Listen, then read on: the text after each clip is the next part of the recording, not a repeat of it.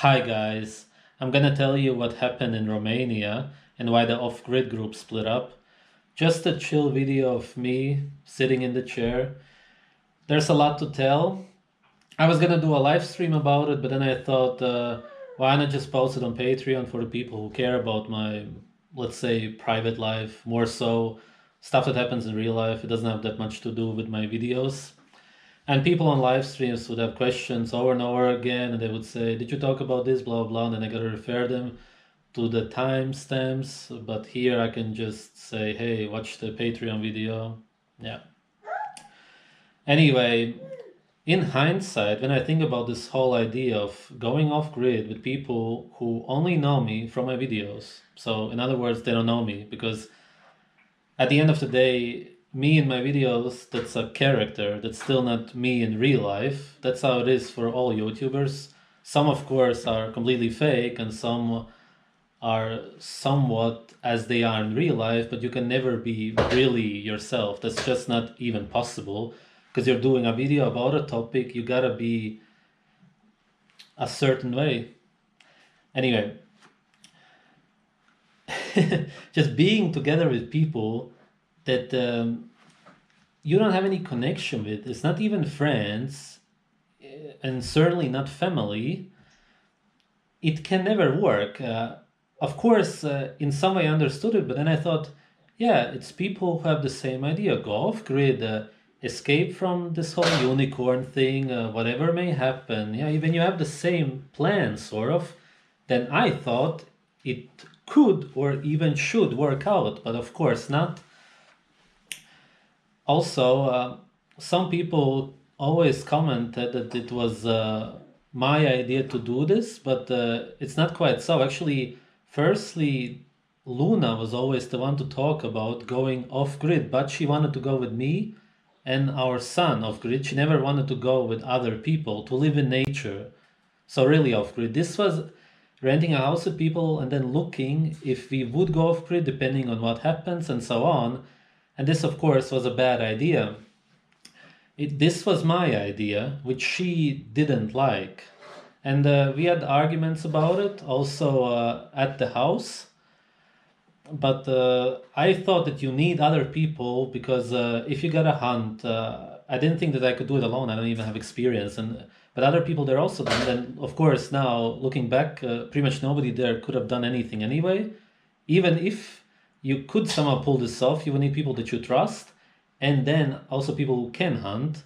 Pretty much none of us there could do anything at all, and most of the guys there were not physically even capable of doing anything, even if they would have had to, and they also didn't have any motivation to do anything. It was more about sitting on the computer doing nothing really. Totally not the idea of the off-grid, which is completely wrong in so many ways.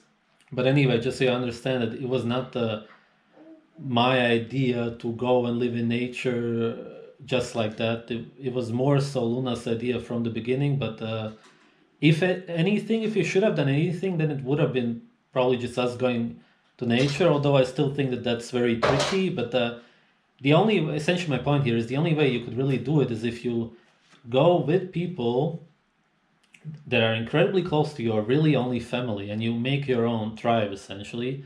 And that's how it would be in nature anyway. You have a lot of children, you have all your grandfathers, grand and so on, grandparents living together, everything, and that's your tribe, your group, not some people from the internet or something. It doesn't work at all. Anyway, so we arrive at the house. Obviously, everything's cool. Everybody slowly arrives. Everything's fun and games. Blah blah blah. We slaughter some animals. One of the first things was when this family that arrived, and they quit veganism 2 3 months ago. Ex-vegans. They were incredibly into yoga, so they just switched their religion from veganism to yoga, and so they were doing this yoga pretty much the second day when they arrived, and they were saying something about getting energy from yoga. And all I said, because I just say my opinion, even though it was obvious that they wouldn't like it, is you can get energy. And I said it super calm, nothing. I just said, I don't think that you can get energy by doing exercise, because you're exhausting yourself, you're losing energy, right? And these are people who had incredibly dark eye circles, of course, from the veganism, like 5 years, but still they were not healing. They did it in a fasted state, so they were starving themselves while doing it, losing more body fat. And then they slept a lot during the day, so they were super exhausted. I could already tell, but he looked at me with those really dark eye circles and really mad at me, like, how dare you question my religion? Only because I said that. So I already knew that this is not going to work out. Besides them always sticking to themselves, they it was just obvious that they were not even gonna stay with us anyway. This was not a long-term thing, not at all what I imagined. That was going nowhere basically anyway. Then there was a guy who I should have known. He was autistic, which he said himself later on, not to me, but I found out. But I obviously noticed right away. He had, let's say, no social skills. Obviously, no empathy, no feelings. Just super awkward. All of that stuff. Later on, I found out that he said that I was antisocial, or something with the social, that I something really ridiculous, because it was coming from him, who had problems with everybody. He couldn't communicate with anybody. I guess he was projecting. I don't know if it's his insecurities or whatever was going on there, but he was somebody who was talking behind my back. Another guy too, which I found out later. One of the guys was also hitting on Luna behind my back, or trying to. She only understood later what was going on. She obviously rejected him, and he got really mad. Now, this guy I also should have known, because I also heard from other people he had no face expressions whatsoever. Then I found out that he was a drug addict for 5+ years, which means that he had an incredibly toxic body. He was just screaming toxicity. He was basically a pest, not a real human, because who on earth would try to hit on somebody else's girlfriend at the house where you invite them? You do everything for them. I can't think of anything. And really, I think that this guy was the closest guy I've ever met closest to a psychopath, really. And there's a lot more to this. He actually had a criminal past, and this is no joke, nothing. Really, when we went to Romania, he said that he would set up, because he was doing stuff on the dark web, so he wanted to kidnap children, I guess Romanian children, and make snuff films, torture films for the dark web, and make money from it. If you don't believe me, he also said this to another guy. I could confirm. So this was actually an idea, and he said how he would make money, and he made money in very messed up ways already. I won't get into too much detail, but just so you kind of understand who you were dealing with and why he could do such a thing. So obviously, after the rejection, he got really mad on that day. So the off-grid thing didn't last super long anyway. It was something around 2 weeks. We didn't get into a physical fight, but obviously there was a lot of tension. Okay, baby. Okay, this will be shaking a bit. It's fine. It doesn't matter much. Okay, Luna took him. We got into a sort of fight basically. Then okay. Yeah. Okay. So the family. Oh yeah, they were very loud. So I had made this video. I was trying to edit it, and for 2 hours they were incredibly loud. So from upstairs, I could hear them while editing, and they were making some kind of photo shoot for their yoga, whatever they were doing. They were very into money, also super obsessed with money. Actually, more people there. Just yeah, a lot of narcissism, also from the psychopath. Really, there's a lot of lot to it. This would be an hour long video then. So I go to them. And they got mad at me, especially this one guy got really mad at me for telling them that they are too loud and I can't edit. And this was from the roof over, from downstairs, and the property was pretty big. They could go anywhere. And they got mad at me and like really looked at me with those dark eye circles.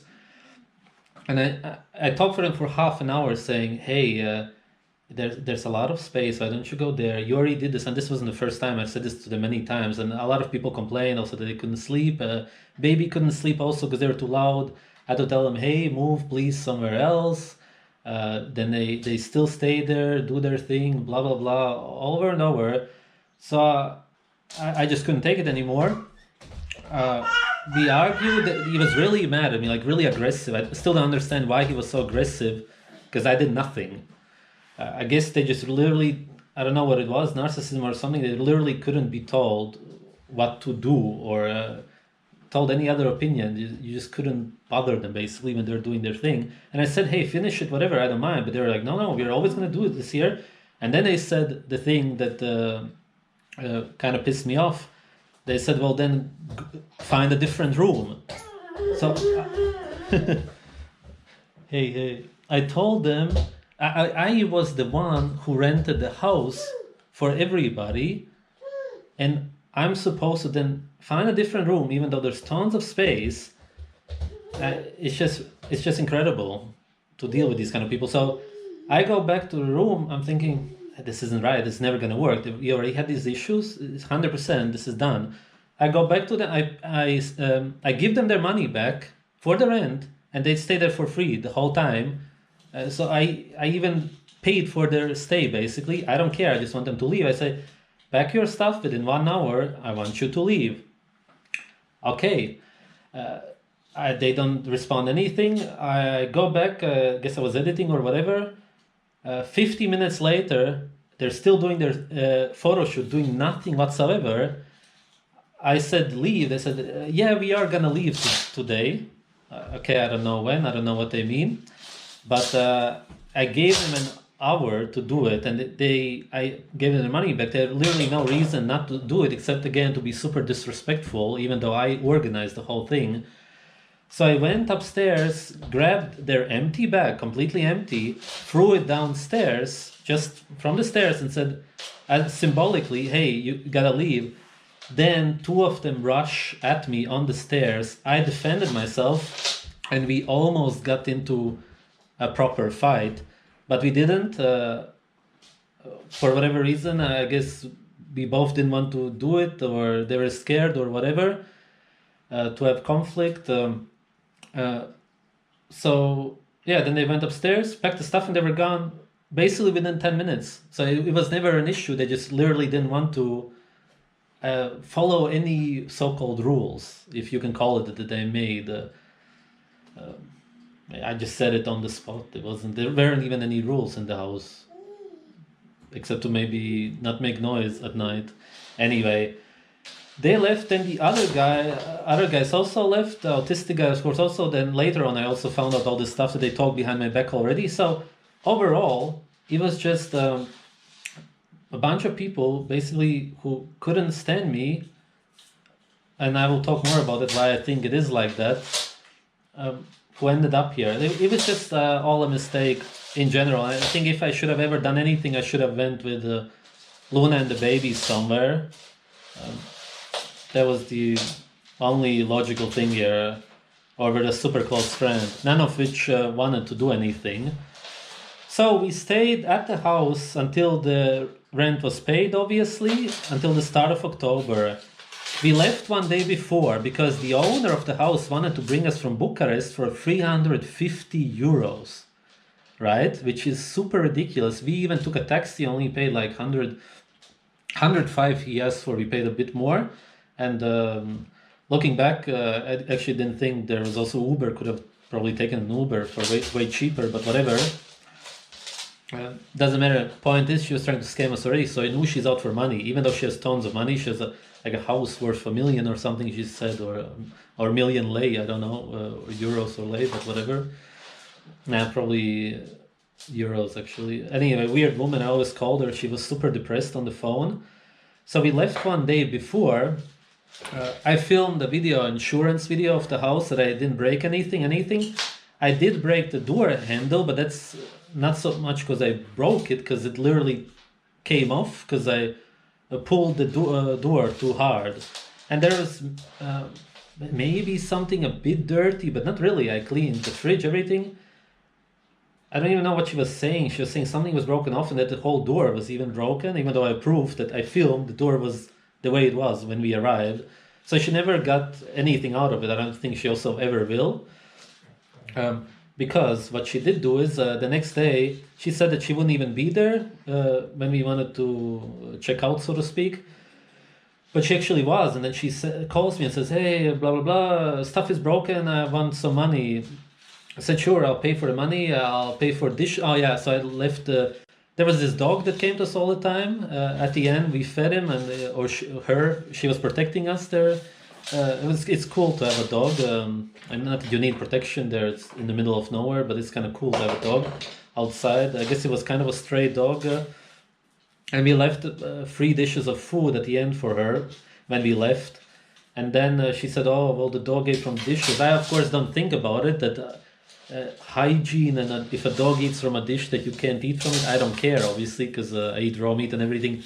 I don't connect the dots, but for her it was disgusting. So I said, sure, I'll pay for dishes. The door handle, I already checked how much it would cost to replace a door handle, like 40-50 lei, which is like 10 euros or something more, just nothing basically. But of course, she asked for 250 euros to her PayPal, please send it. No, I say it's not even worth 250 lei. Then she contacts the police and says 600 euros. A lot of talking. I of course laugh about it. No, I'm not going to pay it. Then, okay, we are in Bucharest for like a week. Time goes by, and something like the day before we want to leave, Luna called her, yeah, and she was talking to the police boss, supposedly at the time that the house was under surveillance and some kind of stuff. Now, in the end, I don't know if this was true. I think that it was, and I wasn't gonna risk flying from the Romanian airport to the Netherlands, because that's where Luna was going, because she had to go earlier, so there was no way around except for me then going to Bulgaria or Serbia, but I thought Bulgaria I wanted to see anyway. So then Luna and I met some people, subscribers in Bucharest. It was a fun time in general. Yeah, he's making a lot of noise. Okay. Take it.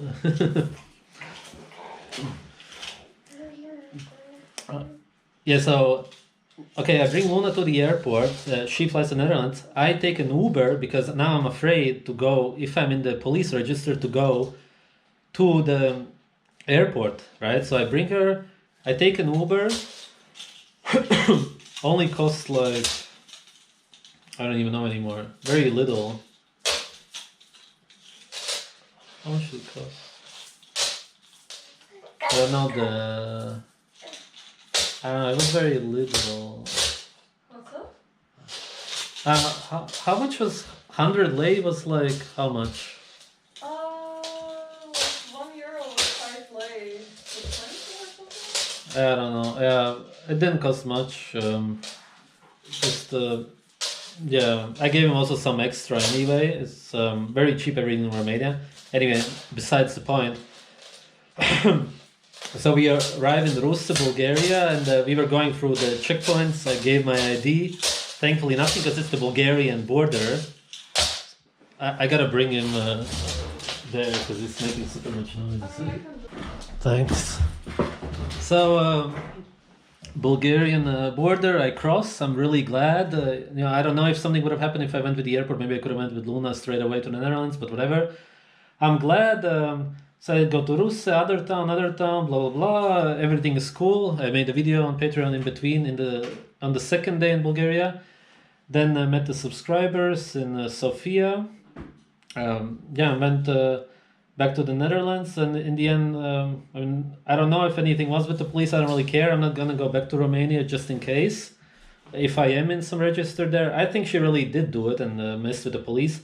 Now you may think, You didn't do really anything, because she was claiming also in messages. I gotta drink something.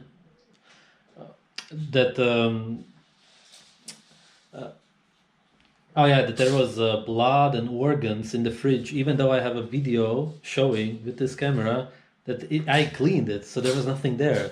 I even cleaned the stairs outside. There was nothing there. There's literally nothing that she could possibly complain about. But if she has any kind of connections with the police, she has a lot of money. If she makes a report that I damaged the house worth 600 euros, even if I didn't, they would still at least arrest me and question me. Possibly not even let me go because it's 600 euros.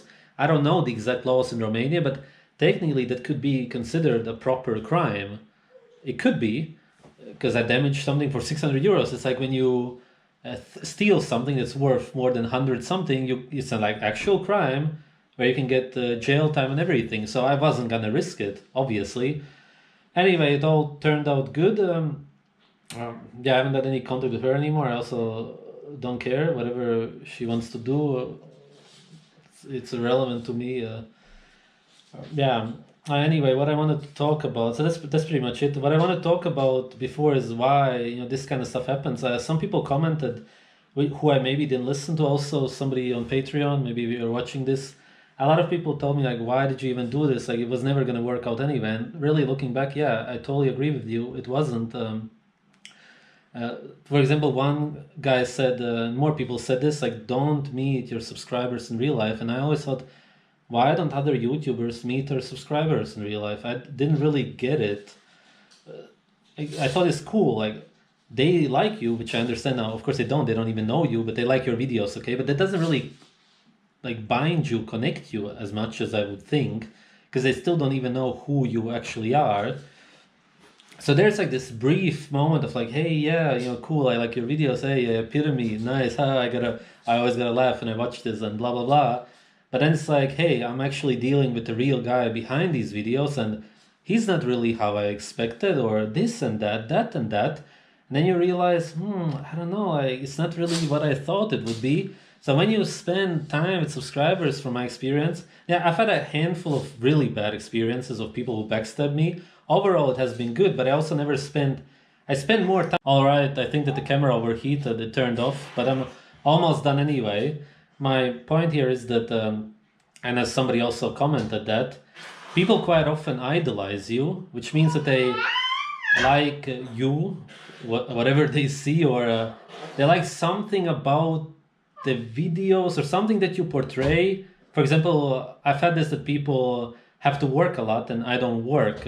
Well, I do, but I make videos, but I don't have a so-called job. I haven't had it for years, so I was sitting videos, and which people kind of really like. But then when they meet you, then they get jealous and they start hating you and talking shit behind your back. So as somebody commented, they idolize you, then they want to be you, which I've experienced, or they want to have something that you have, the free time or whatever, and then they want to destroy you. I thought about this, and I don't know exactly how this works. I think it has a lot to do with narcissism and whatnot, but somehow in their minds, they can justify it or whatever, and that's just what they do.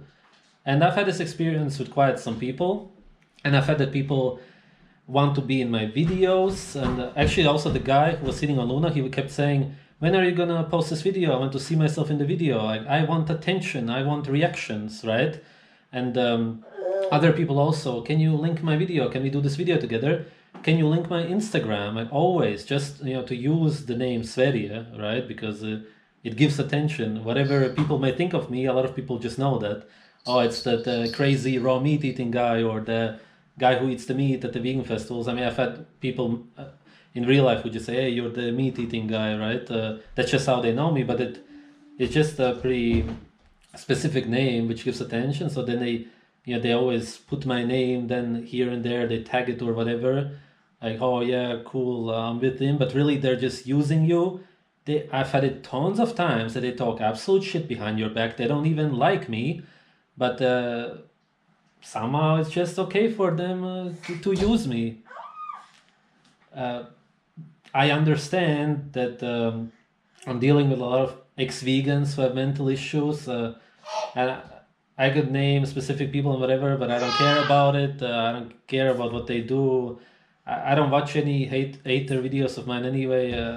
It's just whatever to me. I'm not bothered by it, but it's just a thing that has happened to me so many times at this point that I really am gonna watch out in the future with meeting subscribers. I mean, it's all cool and overall the experience has been good, but really just be careful with how much, let's say, yeah, you share with people, or you don't open up too much or anything. You don't trust people basically.